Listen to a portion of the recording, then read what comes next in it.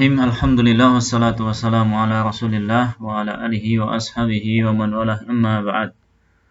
Para santri yang semoga dirahmati Allah Subhanahu wa taala, alhamdulillah kita bisa melanjutkan pembahasan kita di pelajaran tajwid, di mana di kesempatan hari ini akan kita sampaikan beberapa ringkasan kaitannya dengan pembahasan kita di semester 1. Jadi di semester sebelumnya kita sudah membahas hal-hal yang berkaitan dengan makharijul huruf. Sekarang adalah kaitannya dengan sifat-sifat huruf, sifat-sifat huruf. Jadi secara global sifat huruf itu terbagi menjadi dua, yakni sifat lazimah.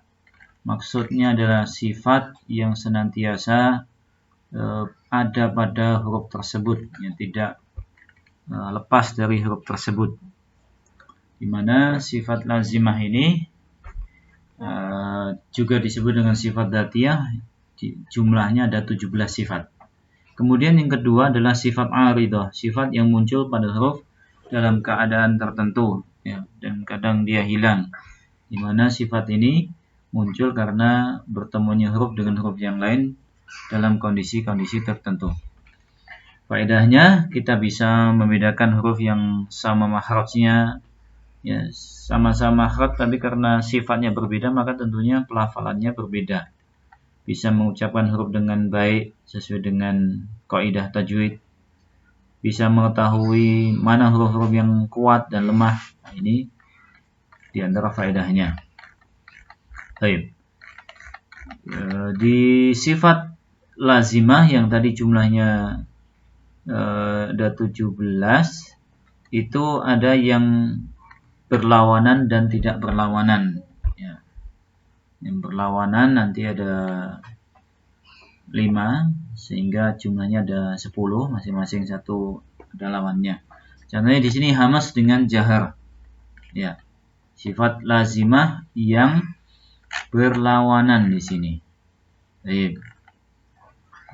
Sifat yang berlawanan hamas, al-jahar, syiddah, rakhawah, tawassut, isti'la, al-istifal, itbaq, dan al-infitah.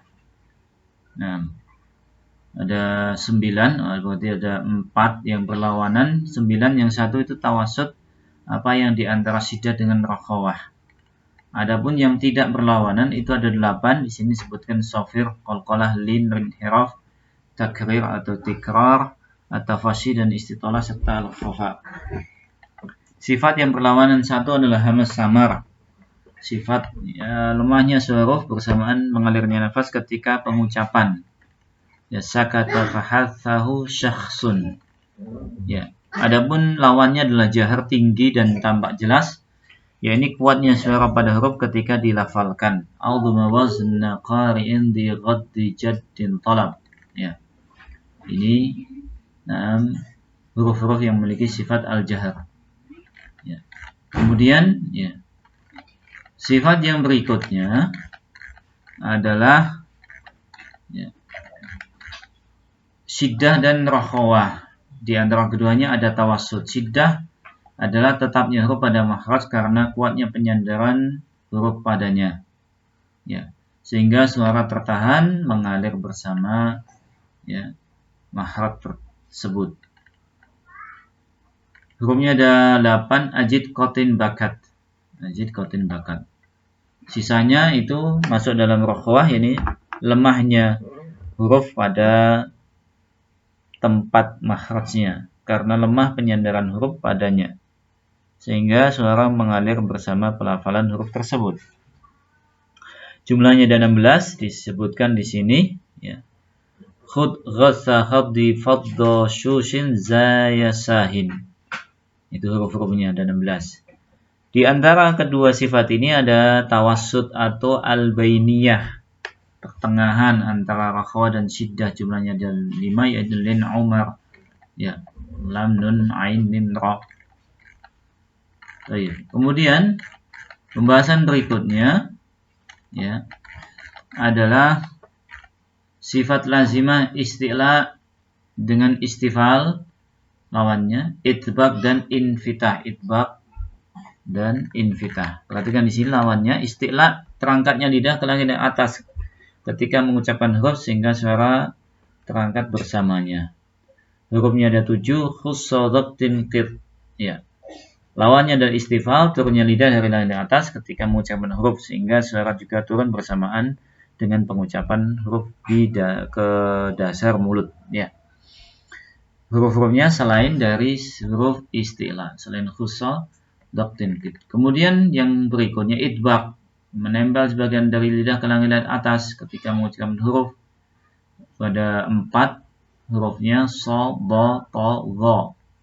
Lawannya adalah infitah, yang terbukanya apa yang di antara lidah dan langit atas ketika mengucapkan huruf sehingga suara tidak terbatas di antara keduanya selain huruf idbaq. Baik. Ini sifat yang berlawanan. Ya.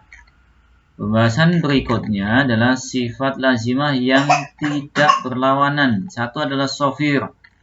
Sofir, suara tambahan keluar dari bibir yang menyerupai suara burung. Ya, hurufnya ada 3, sin, zai, dan sod. Qalqalah, ya, bergetarnya lidah ketika mengucapkan huruf ketika sukun sehingga terdengar pantulan suara huruf. Jumlahnya ada 5. Qutbu jaddin. Nah, kemudian pembahasan berikutnya, ya. Untuk pengucapan zai, sod, dan sin ini ada rinciannya, nanti bisa dilihat. Untuk zai itu menyerupai suara lebah, untuk sod itu menyerupai suara angsa, sin menyerupai suara belalang. Ya, sifat yang berikutnya lin, inhiraf, dan takrir atau tikrar. Lin, keluarnya huruf tanpa ada beban di lidah. Jumlahnya ada 2, waw dan ya sukun terletak setelah huruf yang berharokat fathah. Yang keempat adalah inhiraf, condongnya huruf setelah keluar dari makhrajnya sehingga bersambung dengan makhraj huruf yang lain. Jumlahnya ada 2, lam dan ra, menurut pendapat yang paling benar. Kemudian yang kelima adalah takrir, yaitu bergetarnya ujung lidah ketika pengucapan huruf, yakni hanya satu hurufnya, huruf ra. Ya. Baik. Kemudian yang terakhir dari sifat lazimah, tafasyi, istitolah, dan khafa. Tafasyi, ya, menyebarnya udara dalam mulut ketika mengucapkan huruf pada huruf shin sehingga mendekat ke makhraj dhad. Mendekat ke makhraj dha. Ya. Istitolah ini punyanya siapa? Dhad. Ya. Yani memanjangnya suara huruf dhad. Kemudian khafa, lemah ini. Lemah ini punya sifatnya huruf H. Baik. Ini ringkasan dari pembahasan sifat, ya, sifat huruf yang lazimah. Ya. Di situ pula nanti kita akan mengetahui sifat huruf dari sisi kuat dan lemahnya. Insyaallah akan kita lanjutkan pertemuan di pembahasan setelahnya. Subhanakallahumma wa bihamdika asyhadu an la ilaha illa anta astaghfiruka wa atubu ilaik. Wassalamualaikum warahmatullahi wabarakatuh.